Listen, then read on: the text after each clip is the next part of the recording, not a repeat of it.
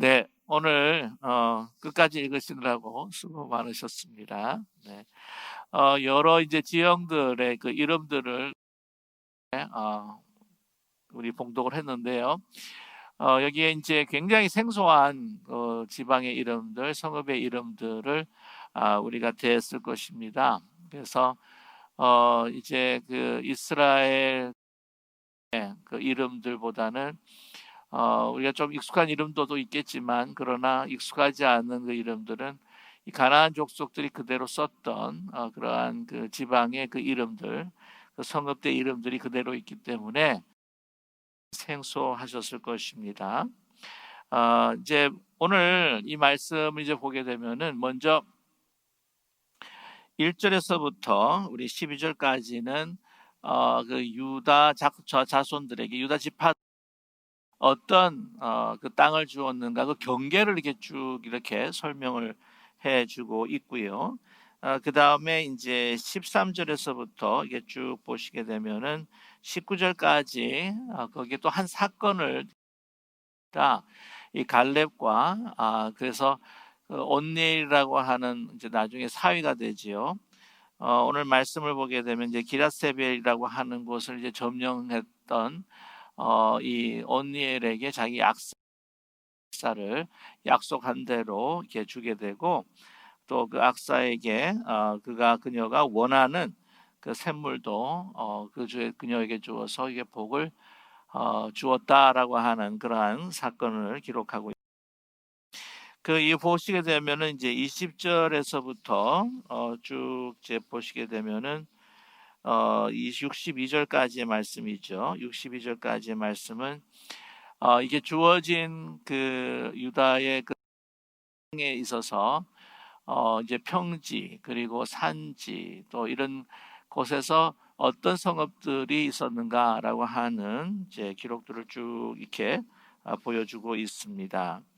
어 사실 이제 먼저 좀 설명을 좀 해 드리게 되면은, 이제 21절 보게 되면은 그 남방 지역에 어떤 성읍들이 있는가라고 하는 것을 이제 21 절에서부터 이제 32 절까지 말씀을 로 있고요. 33 절에서부터는 이제 33절 말씀을 보기에는 평지에는이라고 이렇게 말씀으로 시작하죠. 그래서 이 평지, 그리고 보면 또 골짜기에 위치해 있는 어떤 성읍들인가, 그 이름들을 또 명명하고 있습니다. 48 절을 한번 살짝 보시면, 48 절에 보게 되면은 산지는 그렇게 나와 있죠. 그래서 산지는 사밀과 얏딜과 소그와라고 해서 산지 지역에 있는 마을들을 쭉 이렇게 설명을 해 주고 있습니다. 그래서 어디까지 가냐면은 이제 60 절까지 가고 있습니다.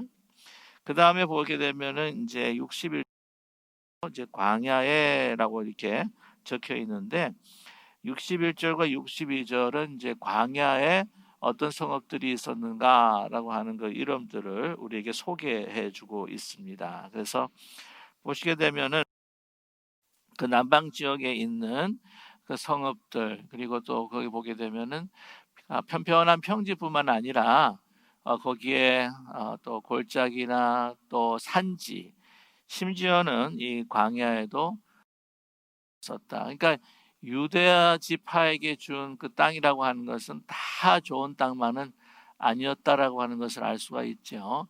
그 아주 옥토 그리고 그 평야 지역만 준 것이 아니고, 거기에 보게 되면은 있고 또 광야 땅도 있었다 하는 것을 우리에게 말씀해 주고 있습니다. 어 이제 그 부분에 대해서 제가 잠시 나중에 또 말씀으로 함께 나누게 되겠고요.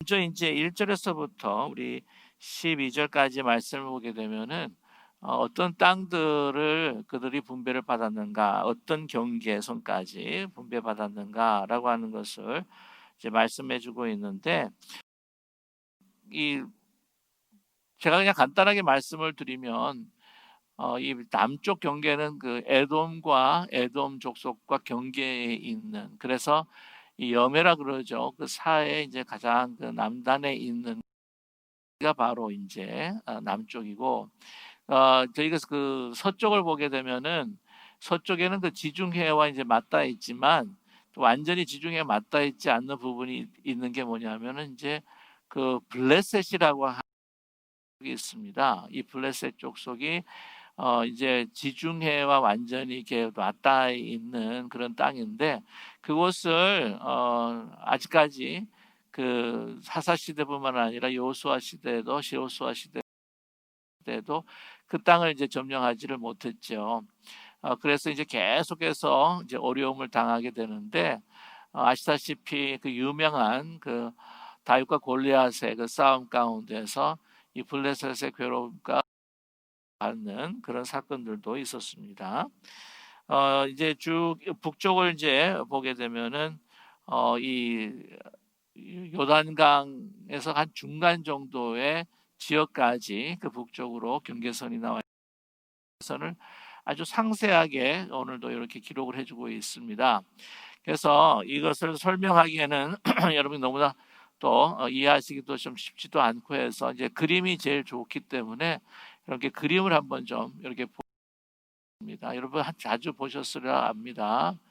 그래서 이게 보게 되면은 이제 유다의 그 땅이 이제 크게 이제 있죠. 예, 그 북쪽 경계가 예, 저기 보시게 되면은 그 요단강이 그 바로 밑에까지 이제 보여지는데, 다른 어떤 지파들보다도 사실은 큰 땅이었습니다.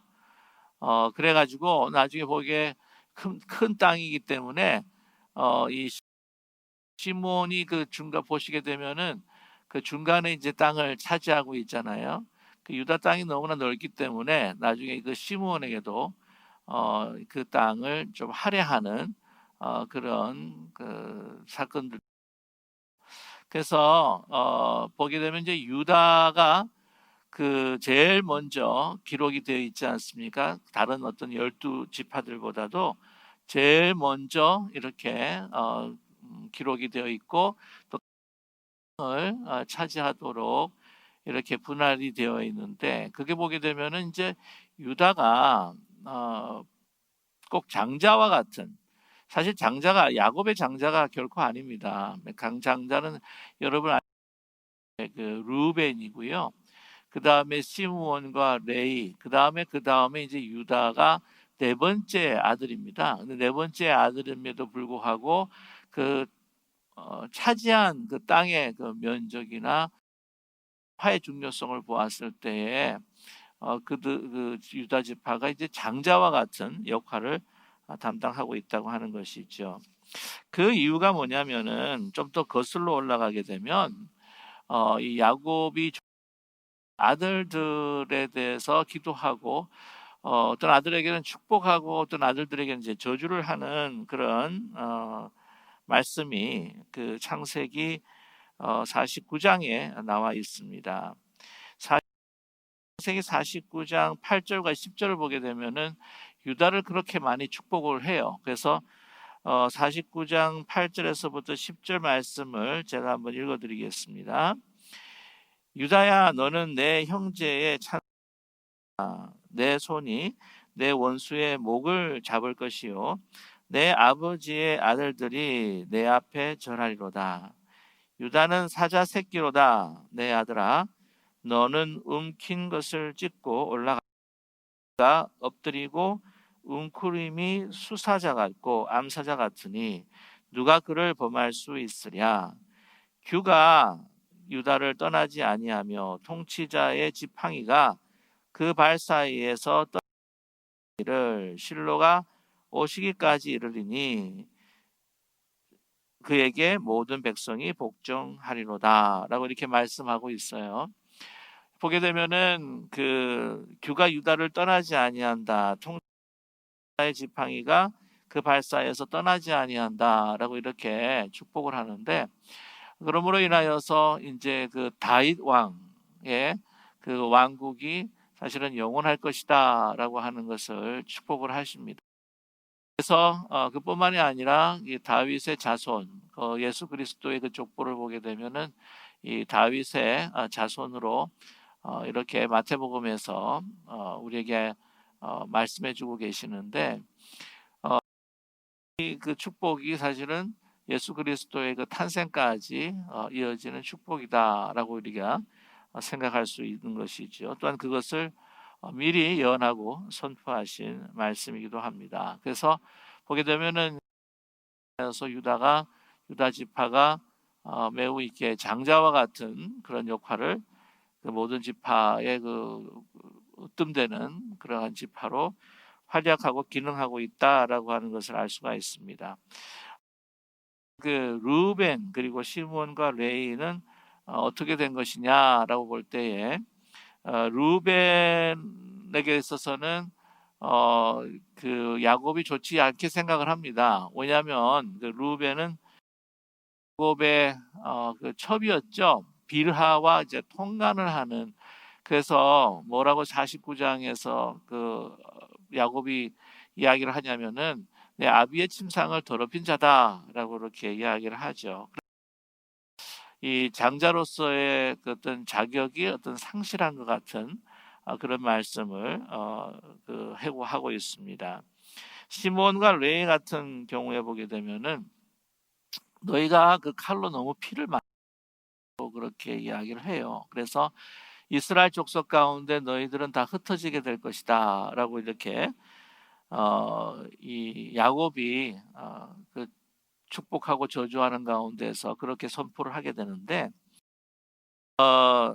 왜 그러냐면은 창세기 34장을 보게 되면은 누가 나타나냐면은 그 히위 족속 그 하몰의 아들 그 세겜이라고 하는 추장이 나옵니다. 그런데 그 야곱의 디나에 이제 반해 가지고는 이제 범하게 되죠. 그래서 그것을 그 아들들이 이제 분노를 하게 됩니다. 그래 가지고는 너희들이 할례를 받게 되게 되면은 그 디나와 결혼을 허락하고 있다라고 해 가지고는 그 세겜 추장과 아울러서 그 모든 족속들의 그 남자들이 다 할례를 받게 되죠. 그 사건을 여러분께서 기억하실 겁니다. 그러니까 이제 할례를 받았으니까 얼마나 아파했을 있으면서 전투력을 완전히 이제 거의 상실한 가운데에서 쳐들어가게 되죠. 그래서 남자들을 다 죽입니다. 그것을 보면서 얼마나 통탄하는지 몰라요, 야곱이. 이렇게 피를 흘린 그런 사건으로 인해서 너무나 슬퍼합니다. 그거를 주도했던 이들이 누구냐면은 바로 시므온과 레위죠.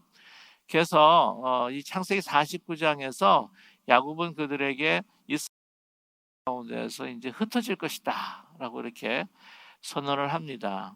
그럴 때에 아시겠지만 이제 레위 지파 같은 경우에는 땅을 얻지 못하고 각 그 지파들에게서 주어진 그 성읍들 그 레위들은 또 살게 되지 않습니까?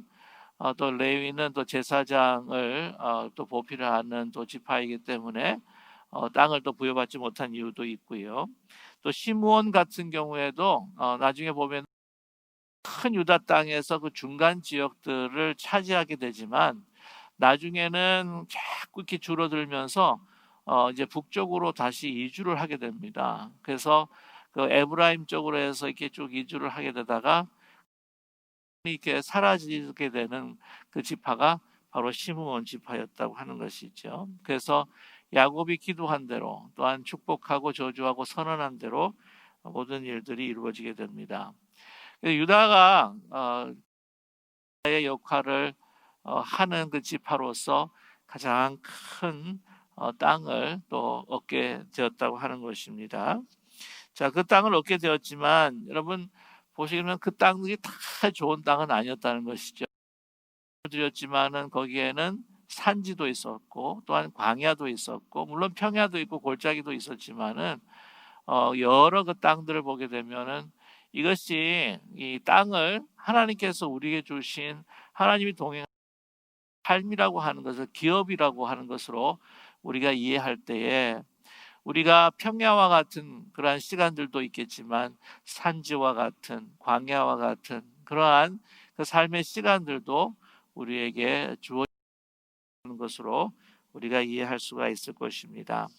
자, 그런데 보시게 되면은 갑자기 오늘 말씀 가운데 그렇게 쭉 이 분배된 땅, 그리고 유다 지파가 차 땅을 쭉 설명을 하다가 갑자기 한 사건이 툭 하고 튀어나오죠. 자, 보면은 이제 13절에 이제 말씀이에요. 13절, 여호와께서 여호수아에게 명령하신 대로 여호수아가 기랄 아르바를 유다 자손 중에서 분깃으로 여분네 아들 갈렙에 주었으니 아르바는 아낙의 아버지였더라라고 이렇게 이야기를 하죠. 자, 그런데 이 사건은 벌써 14장에서 사건입니다. 근데 이것을 이제 다시 설명을 하고 있어요. 중요한 것이 뭐냐면은 여기서 그 땅을 분배받았을 때에 그 땅을 하나님께 축복 가운데 받았던 그 중요한 이유를 잊지 말아라라고 하는 반복적인 말씀을 하고 계십니다. 그것이 뭐냐면 여호와께서 여호수아에게 명령하신 대로라고 이렇게 이야기를 하는 거죠. 하나님께서 싸웠고 하나님 명령하신 대로 동행하였고 하나님 명령하신 대로 땅을 순종하며 분배했다라고 하는 하나님의 명령을 따르는 것이 바로 승리와 또한 분배받은 그 축복 근원이다라고 하는 것을 잊지 않았으면 좋겠다라고 하는 것을 또 우리에게 말씀해 주고 계시는 부분입니다. 잊지 말라는 것이 있죠. 그것을 우리가 이러한 축복의 땅으로 우리가 복된 삶을 살아갈 때에 것이 뭐냐면 이 모든 것들의 근원은 바로 하나님께서 주어진 것이다. 내가 잘나서, 내가 똑똑해서, 내가 현명해서, 내가 열심히 했기 때문에 내가 얻을 만한 것이다. 내가 축복, 내가 나 자신 이것이 획득한 땅이다라고 우리는 오인하고 착각할 때가 많다고 하는 것이죠. 하나님께서 허락하지 아니하시면 정말 하나님께서 집을 지키지 아니하시면 파수꾼의 경성한 허사라고 하는 것을 우리에게 강조해 주고 있는 말씀입니다. 자, 그래서 그렇게 다 나누어 주었는데 자, 보시게 되면은요. 갈렙이 아낙 소생 그 세 아들 세와 아이만과 달 그들이 굉장히 안옥의 자손들 그 후손으로서 굉장히 용맹하고 뛰어난 싸움꾼들이었지만 소위 워리어들이었지만은 그러나 갈렙 명령을 준행하면서 이 산지를 내게 주소서라고 하는 그 하나님의 향한 믿음과 혁신 속에서 나아가는 예를 견딜 수가 없었다. 패배할 수밖에 없다라고 하는 것을 다시 한번 반복했습니다. 자, 그런데 오늘 그 땅에 있어서 그 갈렙이 차지한 땅에 있어서 특별히 드빌 그 기라세벨이라고 하는 것을 어떻게 점령했는가라고 하는 것을 또 좀 더 상세하게 말씀해주고 있습니다. 그러니까 유다 그 지파에게 주신 그 땅. 여러분 그런데 이제 갈렙을 통해서 갈렙이라고 하는 소위 그 본래 그 태생의 모습 아버지가 유다 사람이 아니고 그 믿음으로 정말 하나님 앞에 그 확신을 믿고 순종했던 자에게 주어지는 복이 무엇인가라고 하는 그 말씀을 14장에서 이 갈렙을 통해서 하지 않았습니까? 이제 또 하나 이 믿음의 사람을 우리에게 소개하고 있다고 하는 것이죠. 그 누구냐면은 바로 온니엘이라고 하는 사람입니다. 자, 기욤세벨을 쳐서 그것을 점령하는 자에게는 내가 내 딸 악사를 줬다라고 이렇게 말씀하고 있습니다. 갈렙이 그 혼자서 진두지휘하면서 그 모든 땅들을 소유한 그 분배받은 모든 땅들을 점령할 수가 있었을 텐데 그 중에 한 곳입니다. 기럇세벨이라고 하는 곳에는 소위 말하면은 뭐라 그럴까요? 보상 을 내려게 걸었다고 하는 것이죠. 자기의 딸을 보상으로 내 딸 악사를 아내로 주겠다라고 한 것이었습니다.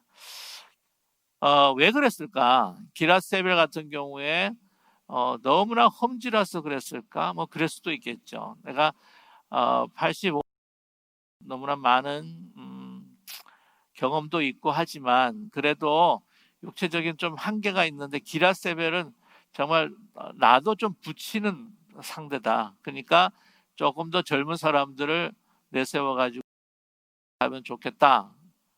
그러니까 소위 자기 자신의 그 믿음의 한계를 좀 느껴서 자기 자신이 할 수 있는 한계를 느껴서 그랬을까라고 이렇게 생각해 볼 수 있죠.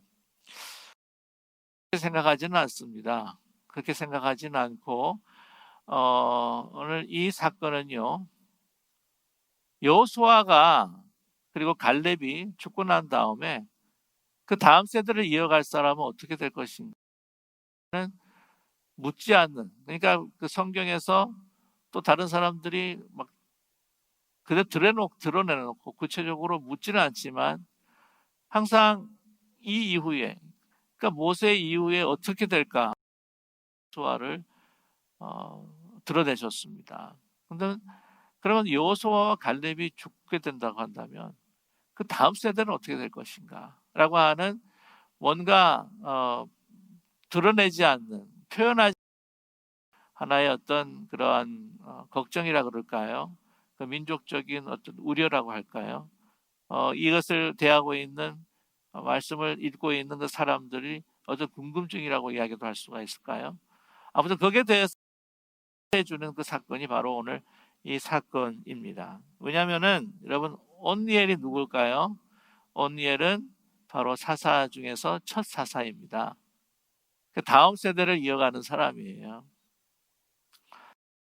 를 훈련시키고 또한 발굴하고 다음 세대 하나님께서 택하신 사람에 대해서 택하신 사람이 자기 자신을 또한 발견할 수 있는 그러한 그 훈련의 시간, 그것이 바로 기랏 또한 공략해서 그것을 얻는 것이지요.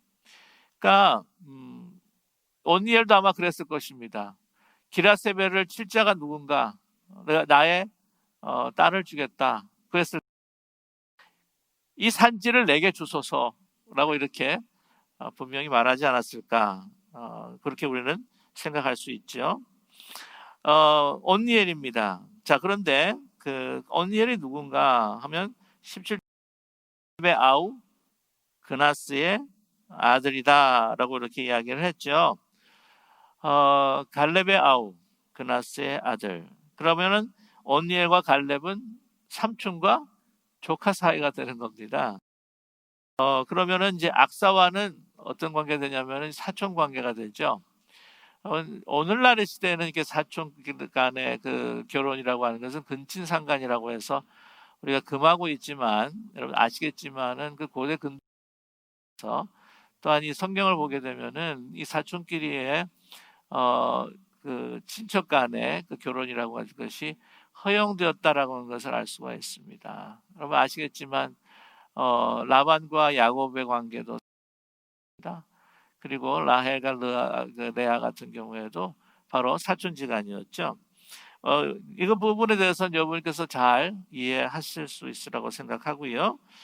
네, 보면은 그 땅을 그 기라세 취하고 나중에 차세대로서 이스라엘을 이끌어갈 사사로 사실은 등장하는 이 온니엘도 보면 갈렙의 삼촌, 갈렙의 아우의 아들이었기 때문에 이도 아버지, 어머니는 모르겠어요. 어머니에 대한 기록은 없지만 그 아버지도 바로 이방인이었다. 유대 사람이 아니라 바로 이방 사람이었다라고 하는 것을 알 수가 있어요. 사사로서 유대 남자와 유대 여자 사이에서 그 족보를 타고난 사람이 아니라 온니엘도 그 아버지의 족보를 보게 되면은 유대 사람이 아니라고 하는 것을 우리가 알 수가 있죠. 그래서 이 성경이라고 하는 것은 이 믿음과 하나님이 주시는 그 땅과 기업이라고 하는 것은 혈통지고 있지 않다. 바로 믿음이다라고 하는 것을 우리에게 다시 한번 설명해 주고 있습니다. 그럼 우리의 신앙생활도 마찬가지예요. 우리가 혈통, 뼈대 있는 집안, 이게 아니라 바로 이 믿음으로 하나님의 축복과 기업을 얻을 수 있다고 하는 것. 이것을 여러분 잊지 않는 우리 모두가 되기를 간절히 소망합니다. 그래서 이제 다니엘이 그 땅을 점령하게 됐죠. 믿음으로 점령합니다. 그래서 약속한 대로 갈렙이 자기의 딸 악사를 아내로 주게 됩니다. 자, 보면 18절 기록을 보게 되면 18절에 이제 악사가 출가할 때에 입니다. 자기 아버지에게 밭을 구하고자 하고 나귀에게 내림에 갈렙이 그에게 묻되 내가 무엇을 원하냐 하니 이르되 내게 복을 주소서 아버지 나를 네겝 땅으로 보내시오니 샘물도 내게 주소서 하며 갈렙이 윗샘과 아랫샘을 그에게 주었더라 라고 이렇게 말씀하고 있습니다. 여러분 그 땅을 주는데 그 땅을 네겝 땅으로 이제 보내는데 여러분 그때 시대에 진짜 중요한 게 뭡니까? 물이에요, 물. 특별히 팔레스타인 지역은 평양도 있고 하지만 중요한 게 뭐냐면 샘입니다, 샘. 샘이라고 하는 것은 그러니까 이 악사 이 딸이 뭐를 구할 줄을 알았다는 거죠. 그리고 중요한 걸 얻습니다. 이거 장면을 보시면서 어떤 분은 그래요. 딸 시집을 보내서 소용이 없다고 말이야. 다시 돌아와 가지고는 막 친정 기둥까지 빼간다고 말이지. 그런 이야기들을 하시는 분도 있긴 하지만 오늘 이 말씀을 보면 뭘 우리에게 정말 중요한 것이 무엇인지 그 딸을 알았고 그 중요한 것을 어떻게 해요? 나에게 달라고. 그리고 나에게 복을 주십시오. 나에게 복을 주십시오. 그냥 이 딸이 그냥 출가 외인인데도 불구하고 근데 혼자서 잘 살아야 되는데 이 딸이 중요한 가장 중요한 샘을 구하게 된다고 하는 것이죠. 이런 땅이라고 이야기할 수도 있었을 거예요, 그죠? 그러나 그 땅이 있어도 뭐합니까? 뭐가 있어야 됩니까? 샘이 있어야 된다, 샘이. 좋아요, 여러분. 우리가 원하는 것도 있지만 필요한 것이 무엇인지를 모를 때가 있다고 하는 거죠. 우리에게 필요한 것이 무엇일까? 이 힘들고 어려운 현실을 살아갈 때에 정말 우리가 먹고 마실 것이 얼마나 필요한지 모릅니다. 하나님께서 결코 무시하시는 분이 아니고 굉장히 소중하게 여기시는 분입니다. 사람이 떡으로만 살 것이 아니요 떡으로도 살아야 된다는 이야기가 아니겠습니까? 네. 그러나 하나님의 말씀에서 나온 이 모든 말씀, 생명의 말씀, 그 말씀을 그 생명을 우리에게 주십시오. 하나님을 알고 하나님께 동행하며 하나님 나를 지키신다고 하는 그 믿음과 용기, 또한 그리스도를 내가 얻게 되는 그 영원한 생명, 그 약속들, 부활의 그 승리, 이런 것들을 더 우리가 명백하게 믿음으로 받을 수 있도록, 우리가 누릴 수 있도록 우리가 더 때에 하나님께서는 이 모든 것들을 더하시는 하나님의 놀라우신 그 축복이 있다고 하는 것을 우리가 확신하는 우리 모두가 되기를 간절히 소망합니다. 그래서 복 달라 그럴 때에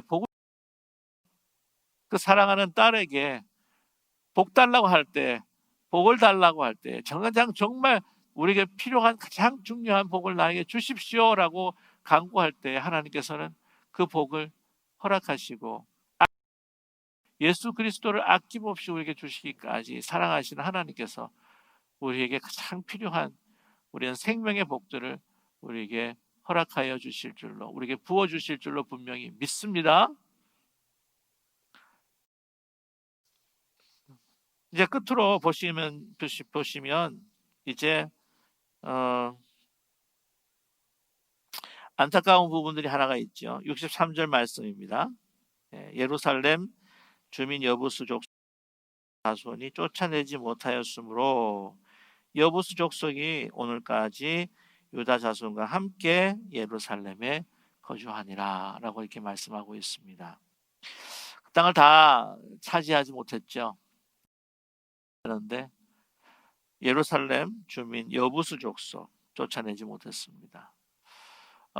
그 여부수 족속, 그 예루살렘에 있는 그 이방 족속들로 인하여서 또한 그 땅이 늘 경건한 땅이 아니라 또한 여러 가지 세파와 또한 이 세속의 그 유혹을 받게 되는 또 근원이 남겨두었다고 하는 것, 남겨져게 됐다고 하는 것이죠. 여러분 아시겠지만 이그 예루살렘은 여기도 상당히 여러분 아시겠지만 그 시온산이 높은 곳에 있습니다. 그것을 공략하기가 굉장히 힘들어요. 그 여리고보다도 또 많이 크고 또 여리고보다도 함락하기 힘든 그러한 성입니다. 그래서 어느 때까지 존속을 했냐면은 아시겠지만은 그 다윗이 이스라엘 그 헤브론에서 유다 왕국을 이제 통치하면서 왕국을 이룰 때에 예루살렘을 이제 치러 올라가지 않습니까? 그래서 그때 이제 이 함락이 되고 그 여부수 족속들이 이제 쫓겨나게 되죠. 그때까지 이제 남게 됩니다. 이걸 명대로라면 여기를 치야 되거든요. 여기를 이 산지를 함락을 시켜야 됩니다. 이 예루살렘을 함락을 시켜야 됩니다. 근데 그냥 만족한 거죠. 그게 너무 힘들고 공략하기 때문에 그래서 많은 희생들을 또 예상하면은 우리 뭐 지금 분배받은 땅 가지고도 충분하지 않냐. 만족한 것이죠. 그 믿음의 만족을 이라고 하는 것이 얼마나 우리로 하여금 하는지 모릅니다. 나 믿음 생활 한 요 정도만 하면 됐지 뭐. 더 이상 뭐 할 필요가 있을까? 라고 할 때에 우리는 이 신앙의 방만함, 나태함에 빠질 수 있게 되고요. 하나님의 말씀을 순종할 때에 사실 참 우리가 부끄러운 모습들이 너무나 많지만 우리에게 가지고 있는 그 하나의 그 거룩한 부담감이라고 한다면 하나님 순종해야지. 하나님의 말씀을 정말 끝까지 내가 순종해야지 라고 하는 결단들이 우리 가운데 계속 있어야 한다고 하는 것이죠. 그래서 볼 때 많이 느끼게 됩니다. 그럴 때 우리는 너무나 신앙에 많은 도전을 느끼게 된다는 것이죠. 저와 여러분, 하나님께서 거룩하신 것처럼 우리가 하나님처럼 거룩해지기를 예수 그리스도의 그 장성한 분량에 이르기까지를 요청하시고 또한 바라고 계시는 하나님의 뜻이 있다고 하는 것을 여러분 기억하는 우리 모두가 되기를 간절히 원합니다. 우리가 너무나 쉽게 만족할 때가 많아요. 이 정도면 그게 아니라는 것이죠. 특별히 이 믿음의 문제에 있어서 하나님의 순종의 문제에 있어서는 그 순종하지 못한 부분들을 남기지 않고 끝까지 당장에 이루지를 못한다 할지라도 그냥 끊임없이 그 목표를 향해서 계속해서 우리가 하나님 앞에 그 능력을 구하면서 나가야 하는 그 신앙생활. 정말 우리가 못다 했던 우리 안에 있는 견고한 이 내성이 강한 이 진들을 하나하나 하나하나 파괴해가면서 성령의 힘으로 또한 우리 이 세파를 막아내면서 이 세상을 지키는 여호수아 갈렙과 같은 믿음을 하나님께서 우리에게 요청하시고 그 믿음을 복주시옵소서라고 하는 악사의 요구처럼 악사의 기도처럼 그러한 믿음을 우리에게 주시옵소서. 하나님께서 우리에게 그 믿음을 그 복을 허락해 주실 줄로 우리에게 주실 줄로 우리는 믿습니다. 그 믿음으로 오늘 하루도 승리하면서 주님 바라보면서 나아갈 수 있는 우리 모두가 되시기를 주님의 이름으로 여러분을 축복합니다. 우리 함께 같이 기도하도록 하겠습니다.